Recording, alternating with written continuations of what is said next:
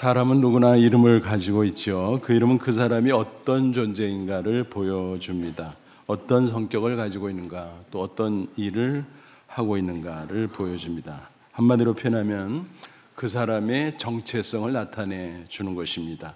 그런 점에서 이름을 잘 지을 필요가 있습니다. 인생이 무조건 이름대로 되는 것은 아니지만, 그럼에도 이름의 기대와 소원을 담아서 그 이름에 걸맞게 살다 보면 그 이름대로 될 가능성이 많다라는 사실입니다. 그래서 흔히 많은 사람이 자녀를 낳으면 이름을 잘 지으려고 무진 애를 씁니다.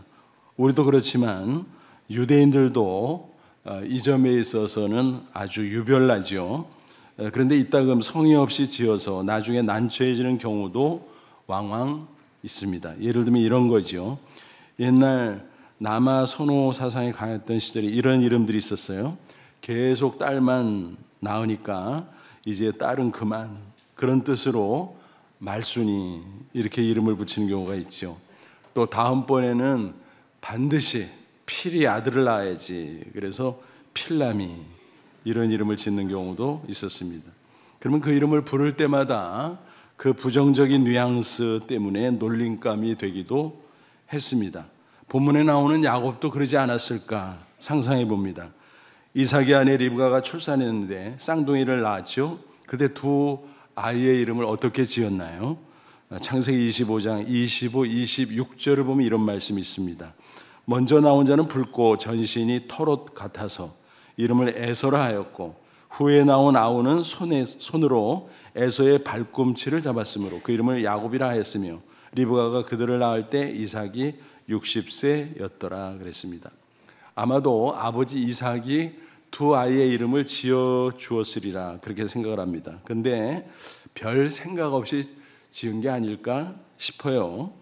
먼저 나온 아이는 에서, 나중에 나온 아이는 야곱. 특별한 생각 없이 지었다는 것은 그 의미를 보면 알 수 있습니다. 좀 어설프죠. 각각의 특징을 보고 이름을 지은 것 같습니다. 먼저 나온 아기는 몸에 털이 많아요. 그래서 털복숭이, 그런 뜻으로 에서라는 이름을 붙여줬습니다. 또 뒤에 나온 아기는 희한하게 먼저 나온 아기의 발꿈치를 잡았는데 그 모습을 보고 발꿈치 잡는 자 야곱, 이렇게 이름을 붙였다라는 것입니다. 야곱의 이름은 그 뜻을 확장하면 속이는 자, 사기꾼, 탈취자, 그런 뜻도 가지고 있습니다. 안타깝게도 야곱은 그 이름을 가지고 살 수밖에 없었습니다. 성경에 자세한 내용이 나오지는 않지만 아마 그 이름을 들을 때마다 마음이 불편하지 않았을까 생각해 봅니다. 그럼에도 자기도 모르게 그런 모습으로 점점 변화되고 그렇게 살아가고 있었다는 사실입니다. 다행히 본문을 보니까 하나님께서 그의 이름을 바꿔주셨습니다. 야곱에서 이스라엘로. 이스라엘, 그 의미가 뭘까요? 하나님과 겨루어 이긴 자라는 뜻입니다. 다시 말하면 승리자지요. 그런데 이게 좀 이상해요. 하나님과 겨루어 이긴 자? 하나님에게 이길 수 있는 사람이 있어요? 전지전능한 분인데? 전혀 아니죠. 그렇다면 이것은 무슨 뜻일까? 우리가 오늘 본문 뒤에서 볼 수 있습니다만 하나님 앞에 항복하니까 하나님이 봐주셨다라는 거예요. 그리고 축복하셨다라는 것입니다. 그래서 역설적인 의미가 있습니다. 하나님에게 항복한 자, 그래서 하나님이 봐주신 자, 그래서 승리한 자라는 뜻입니다. 이 이름이 있은 후에 야곱의 인생이 변화됩니다. 물론 이런 말씀을 드린다고 조금만 이름 나쁘면 계명해, 이런 말씀을 드리는 것은 결코 아닙니다. 하나님을 믿는 우리는 본명보다도 하나님이 우리에게 주시는 이름이 훨씬 더 중요합니다. 하나님이 우리에게 주신 이름이 많아요. 하나님의 자녀, 성도, 그리스도인, 제자, 천국 백성 등등, 이게 다 사실은 하나님이 우리에게 주시는 이름인 것입니다. 본문을 통해서 야곱이 이스라엘로 그 이름이 바뀐 후에 어떻게 새로운 삶으로 변화됐나, 그것을 확인하면서 우리도 하나님이 주신 이름에 합당한 삶으로 변화될 수 있기를 바랍니다. 그래서 하나님은 야곱에게 내 이름이 무엇이냐 부른 것처럼 우리에게도 내 이름이 무엇이냐라고 부른다는 것을 꼭 기억하면 좋겠습니다. 아무쪼록 하나님께서 주신 새 이름으로 아름답게 변화된 인생을 살아가는 저와 여러분 다 되시기를 주님의 이름으로 축원합니다. 먼저 옛 이름 야곱으로 살았던 그의 모습을 살펴보죠. 본문은 야곱이 가나안 땅 브엘세바에서 멀리 밧단 아람 땅 하란으로 갔다가 20년 만에 귀향했을 때의 모습을 보여주고 있습니다. 20년 전 그가 브엘세바를 떠날 때 상황은 어땠나요? 야곱은 그의 쌍둥이형 에서에 대해서 늘 열등감을 가지고 있었을 겁니다. 왜냐하면 간발의 차이로 동생이 됐어요. 얼마나 억울했겠습니까? 그죠? 게다가 어머니와 아버지의 다른 태도 때문에 중간에서 많이 속상했습니다. 어머니 리브가는 하나님의 계시를 받았다며 야곱이 장자권을 받아야 된다고 생각을 했습니다. 하지만 아버지 이삭은 에서의 성격과 여러 가지 면모를 보면서 편애를 했습니다. 그런 가운데 야곱과 에서의 갈등은 갈수록 격화될 수밖에 없었습니다. 애초에는 야곱이 에서를 속여서 팥죽 한 그릇에 장자권을 샀죠. 그런데 후일 어떤 일이 벌어집니까? 이삭이 연로하고 눈이 어두워졌어요. 그때 어머니 리브가가 야곱과 짜고 장자권 탈취를 결행합니다. 에서가 멀리 들로 사냥 나간 틈에 야곱에게 에서의 옷을 입혔죠. 그리고 몸에 염소 가죽을 덮어 씌웠죠. 그렇게 해서 에서인 것처럼 위장을 합니다. 그리고 별식을 잘 준비해서 이삭에게 갖다 줍니다. 이렇게 대접하고 축복 기도를 요청했는데 이삭은 아무것도 모르는 채 기분 좋다고 힘껏 축복을 합니다. 상황이 끝난 후 에서가 들어왔어요. 전모를 파악하게 된 그는 분개합니다.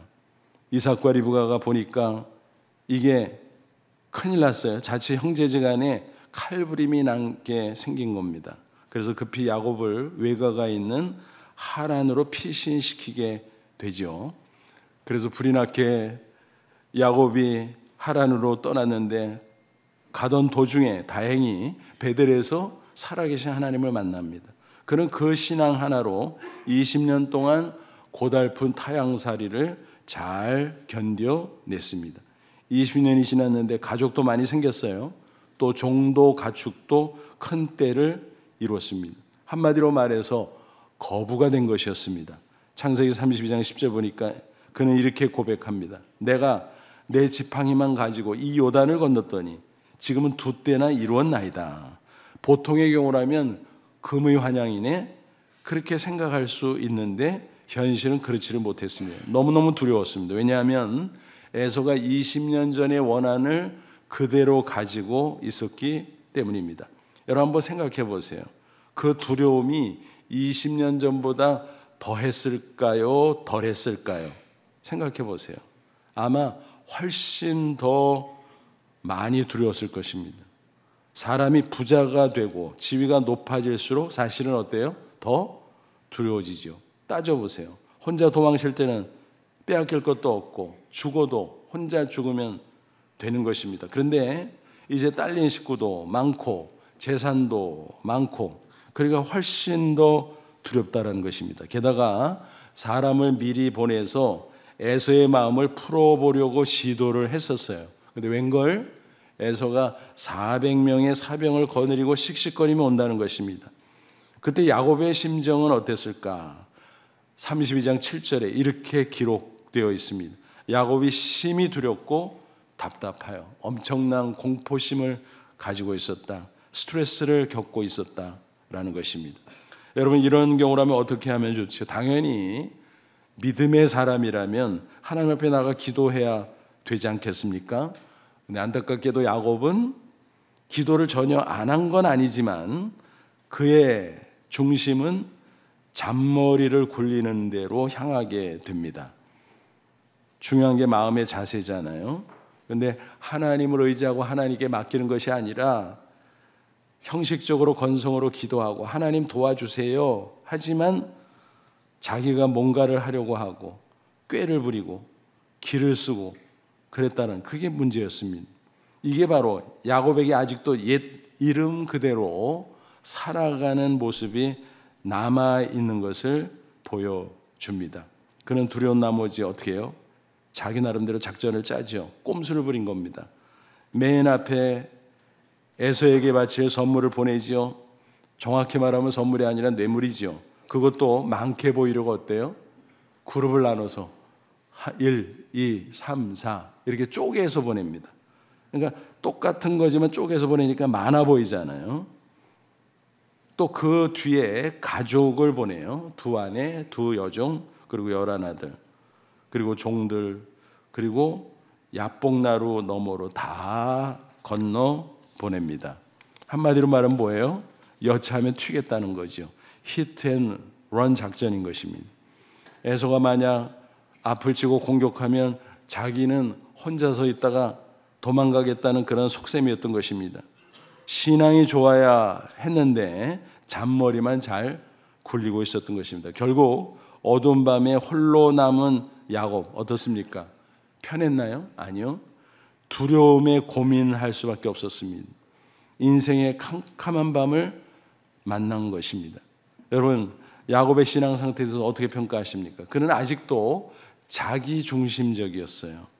모든 것을 자기 중심적, 이기적으로 판단하는 사람이었습니다. 기도, 건성이었습니다.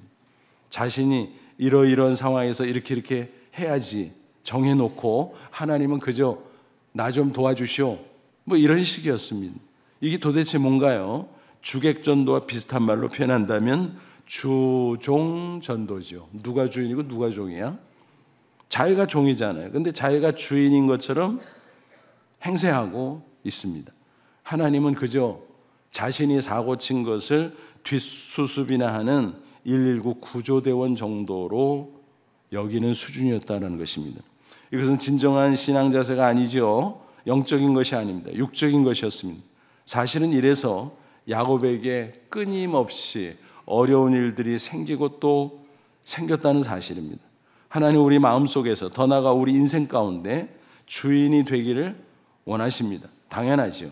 다시 말하면 하나님의 주권, 로드십을 존중하는 신앙을 참다운 신앙으로 인정하신다라고 하는 사실입니다. 그럴 때 비로소 하나님의 놀라운 승리 역사가 나타나는 것입니다. 그런데 안타깝게도 야곱은 그런 수준에 도달하지를 못했습니다. 여러분 꼭 기억하십시오. 참 신앙은 하나님을 주인으로 모시고 사는 것입니다. 계시록 3장 보면 소아시아 교회 가운데 라오디아 교회에 주신 주님의 편지가 있죠. 그때 이런 말씀이 있어요. 계시록 3장 20절 볼지어다 내가 문 밖에 서서 두드리오니 누구든지 내 음성을 듣고 문을 열면 내가 그에게로 들어가 그와 더불어 먹고 그는 나와 더불어 먹으리라. 이 말씀 흔히 예수님을 처음 영접할 때 인용해서 사용하곤 하죠. 물론 그게 틀리다는 건 아니에요. 맞기는 해요. 하지만 본래 이 말씀을 주신 것은 그 대상자가 누구냐 하면 이미 믿는 성도들이었어요. 그러니까 뭐예요? 이미 믿으면 당연히 마음 중심에 예수 그리스도를 그리고 하나님을 주인으로 모셔야 되는데 그러지 않고 문 밖에 세워두는 것처럼 무시하고 자기 멋대로 살면 안 된다. 그러니 회개하고 예수님을 중심에 모셔라. 하나님을 주인으로 모셔라. 그런 뜻인 겁니다.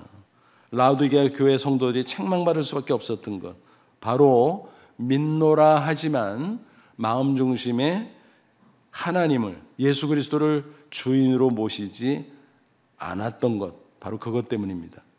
안타깝게도 많은 성도들이 신앙생활하면서 그런 모습입니다. 세월이 오래 흘렀지만 여전히 자기 자신이 주인 행세를 해요. 그래봤자 죄의 생각, 육신의 욕망에 따라서 살 수밖에 없는데 그렇게 되면 그게 얼마나 한심한 겁니까? 그러다 보니까 좌충우돌하지요. 인생이 흔들리지요. 불필요한 고난을 자꾸 연속해서 당하게 되는 것입니다.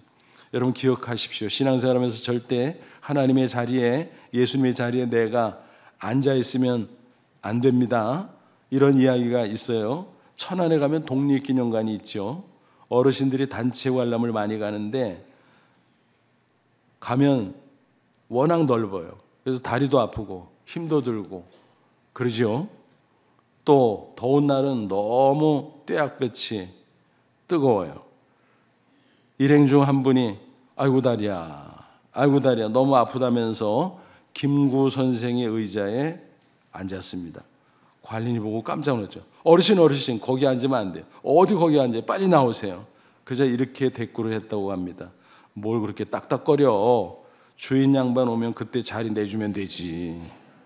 우스갯소리 같지만 이 이야기 가운데 우리가 얻을 수 있는 교훈이 있습니다. 내 마음 한가운데, 내 인생 가운데 주인이신 하나님의 자리가 있음에도 내가 턱 그 자리를 차지하고 내 마음대로 살아가는 경우가 많다.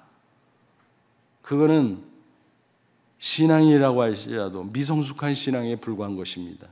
그러다 보니까 내가 잘 될 것 같은데 전혀 그렇지 않고 오히려 자꾸 이런 문제 저런 문제가 발생하는 것입니다.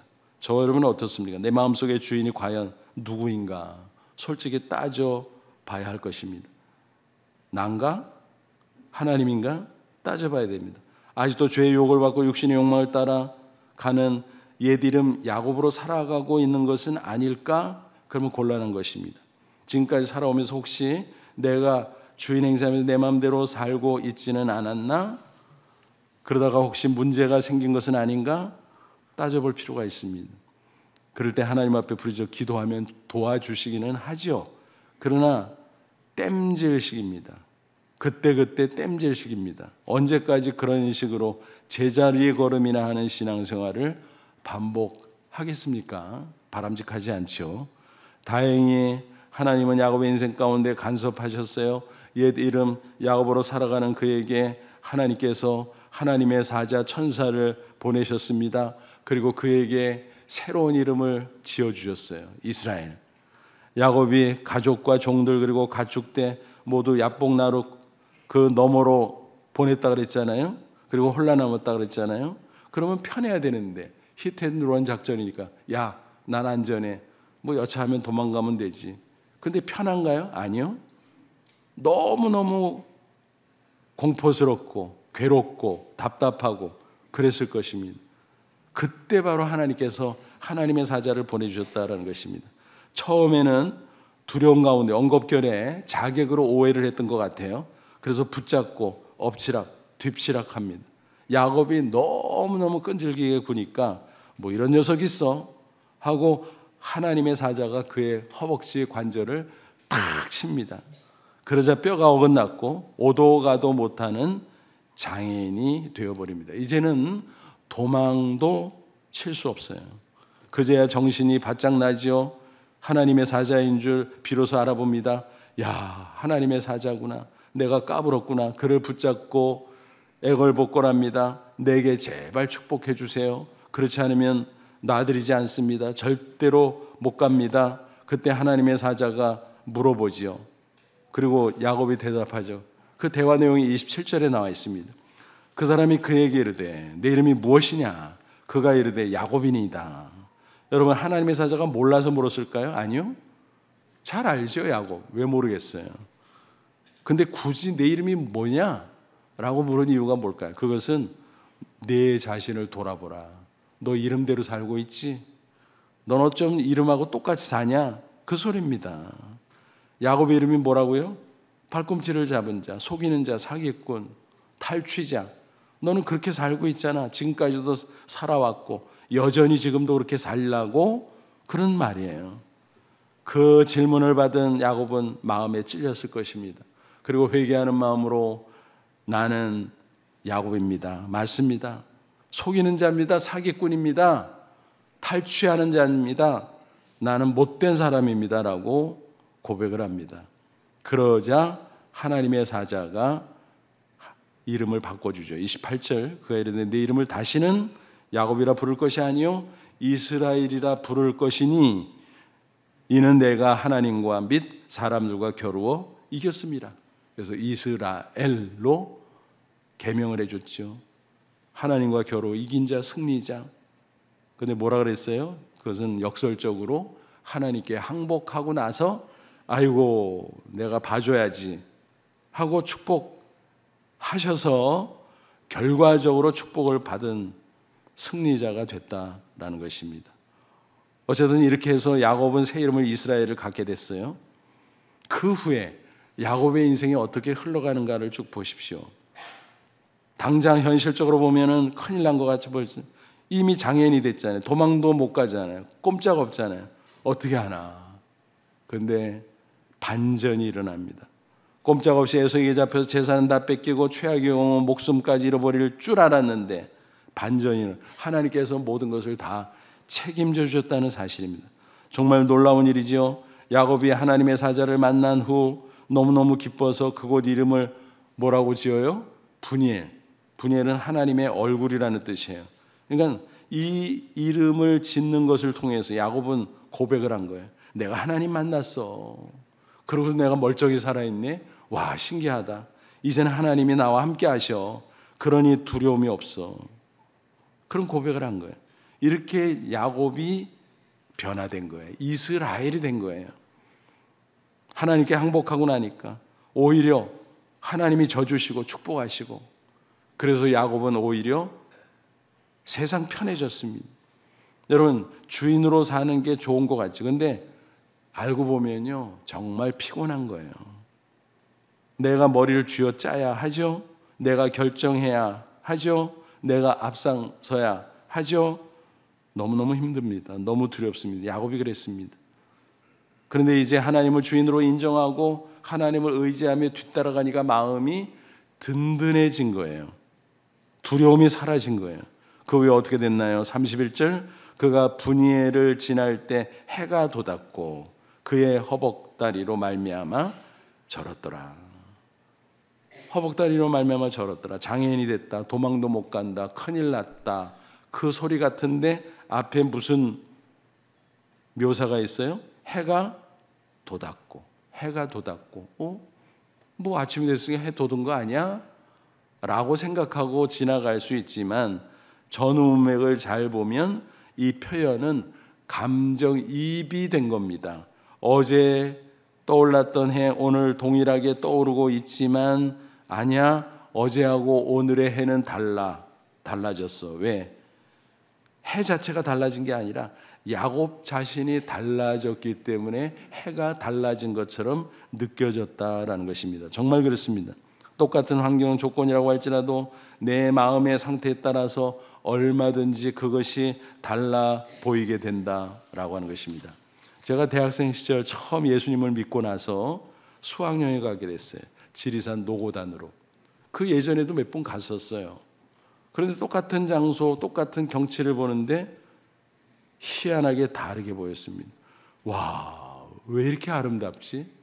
창조주 하나님을 만나고 나니까, 영안이 열리고 나니까 너무너무 새롭고 아름다웠던 것입니다. 그래서 혼자서 두 팔 벌리고 찬양하면서 감격스러워했던 기억이 납니다. 야곱의 심정이 바로 그거예요. 비록 다리를 절고 장애인이 되어서 도망치지도 못하는 신세지만 하나님을 만나고 나니까 그의 영적인 자세가 달라지니까 오히려 마음이 편해진 거예요. 든든해진 거예요. 그러다 보니까 떠오르는 해가 너무너무 반갑고 감격스럽고 그랬다라는 것입니다. 어제 밤은 캄캄한 어둠이었지만 오늘 아침은 찬란한 빛이 비치는 새 아침이 됐다라는 것입니다. 야곱이 달라지니까 모든 것이 달라졌습니다. 원수 같았던 에서도 달라지네요. 야곱과 에서가 상봉하는 장면을 한번 보세요. 33장 3절 4절, 자기는 그들 앞에서 나가되, 뭐가 달라졌어요? 담대해졌어요. 사람들 앞으로 다 내보내고 가축들 다 내보내고 자기는 혼자 맨 뒤에 쳐져서 여차하면 도망치려고 그랬는데 도망치지도 못하는 신세가 됐는데 용감하게 맨 앞으로 나가요. 와. 그리고 몸을 7번 땅에 굽히며 그 형 에서에게 가까이 가니. 어느 주석가는 그랬어요. 이게 땅을 굽힌 게 딴 게 아니다. 다리를 절어서 굽신거리는 것처럼 보였다. 그래서 한 걸음 더 나가서 어떤 주석가는 그래서 형 에서가 마음이 녹았다. 굽실굽실 되면서 오니까 그게 아니죠. 하나님이 마음을 녹여준 거지요. 그래서 에서가 너 이놈의 자식 잘 만났다 하고 멱살 콱 잡고 때려줄 줄 알았는데 반전. 에서가 달려와서 그를 맞이하여 안고 목을 맞추어 그와 입 맞추고 서로 우니라. 뭐예요? 한마디로 이산가족 상봉. 20년 묵은 원한의 문제가 일시에 다 해결됐다는 사실입니다. 여러분 기억하십시오. 하나님을 주인 삼고 하나님을 뒤따라가는 게 가장 지혜로운 태도입니다. 그리고 가장 강력한 것입니다. 이것이야말로 인생 승리를 위한 최고의 방책인 줄로 믿습니다. 그래서 사도 바울은 고린도전서 1장 25절에 이렇게 증거합니다. 하나님의 어리석음이 사람보다 지혜롭고 하나님의 약하심이 사람보다 강하니라. 이 뭔 얘기예요? 하나님의 어리석음, 하나님의 약하심? 어폐가 있죠? 아니 하나님에게 무슨 어리석은 구석이 있고 약한 구석이 있어? 말도 안 돼. 근데 이거는 강조법이에요. 강조법. 하나님의 지혜가 너무너무 대단해서 조금만 도와주셔도 엄청나다 그 소리예요. 하나님의 능력이 대단해서 조금만 도와줘도 엄청나다 그 얘기예요. 하나님의 최소치가 인간의 최고치보다 더 크고 더 높다라는 것입니다. 따라서 주님을 의지하면 마치 하나님 어깨 위에 무동을 탄 것과 같다라는 거예요. 무동 타는 거 아시죠 여러분? 아버지 어깨 위에 어린아이가 무동을 타고 있어요. 아버지보다 더 커 보여. 사실은 아니지만 바로 그겁니다. 하나님을 의지하는 자는 승리할 수 있다라는 것입니다. 하나님의 놀라운 은혜와 축복으로. 그래서 솔로몬은 잠언 3장 5절 6절 이렇게 증거합니다. 너는 마음을 다하여 여호와를 신뢰하고 내 명철을 의지하지 말라. 너는 범사에 그를 인정하라. 그래야만 내 길을 지도하시리라. 그러니까 하나님을 최고로 여기고 의지하면 모든 면에서 하나님이 가이드해 줄 거다. 인생길을 아름답고 복된 길로 그 말입니다. 어느 사업가 이야기입니다. 자기 책상 앞에 빈 의자를 하나 놓아둔다고 합니다. 회장님 자리, 하 회장님. 그는 수시로 그 의자를 바라보면서 이렇게 기도한다고 합니다. 하나님, 회장하세요. 나는 그냥 사장만 할게요. 여러분 생각해 보세요. 사원도 애로사항이 많이 있지만 사장은 책임감이 커요. 회장은 더 커요. 그죠? 사원한테는 월급날이 빨리 와요, 더디 와요? 더디 오죠. 사장한테는 월급날이 빨리 와요, 더디 와요? 왜 이렇게 빨리 와? 그거 왜 그래? 책임감 때문에 그러지. 책임감 때문에. 그런데 하나님을 회장님으로 모시고 사니까 또 하나님께 여쭤보니까 또 하나님께 경영을 맡기니까 부담감도 줄어들고 너무 편해지더라라는 것입니다. 또 실적도 더 좋아지더라. 그는 그렇게 간증을 했습니다. 그렇습니다. 우리가 어디서 무엇을 하든지 어떤 위치에 있든지 하나님을 주인으로 모시면 정말 편하다는 사실을 기억하십시오. 그리고 체험하십시오.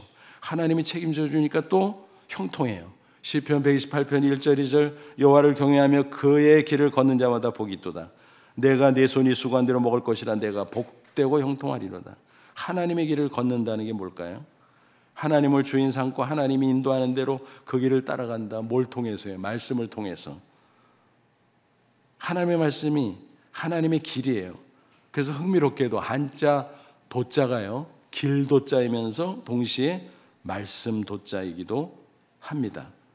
말씀을 하나님이 인도하는 인생길로 알고 잘 따라가기만 하면 하나님이 도와주세요. 그래서 복되고 형통할 수 있다는 것입니다. 시편 119편 165절에서도 이렇게 증거합니다. 주의 법, 말씀을 사랑하는 자에게는 큰 평안이 있으니 그들에게 장애물이 없으리로다. 말씀대로 그것이 하나님이 우리에게 주시는 인생길이라고 생각하고 잘 따라가면 여러분 뭐라 그랬어요? 장애물이 없대요. 평안하대요. 여러분 정말 그래요? 말씀대로 살아가면 장애물이 없어요? 고난이 없어요? 문제가 없어요? 많던데?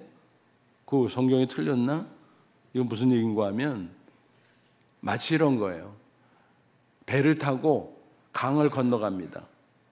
그런데 앞에 암초가 나와. 그럼 어떻게 하면 됩니까? 암초를 제거하는 방법이 있죠. 우회하거나. 그런데 그러고 나니까 또 암초가 나오네. 그죠? 또 제거했어. 또 우회했어. 그리고 조금 가니까 또 암초가 나오네. 또 우회해야 되네.